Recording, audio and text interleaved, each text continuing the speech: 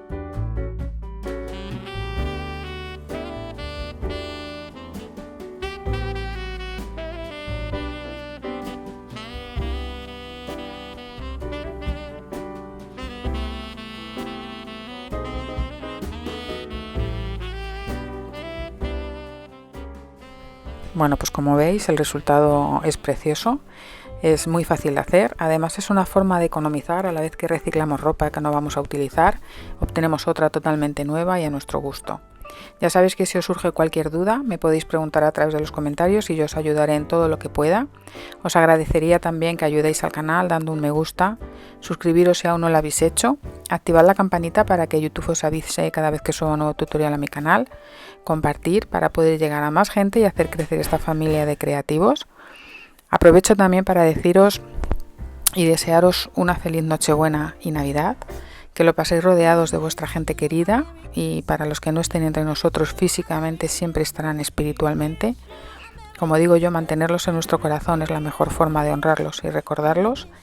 Y os mando un beso enorme a todos y os doy las gracias por vuestro apoyo. Como digo siempre, cuidaros mucho. Nos vemos pronto. Chao.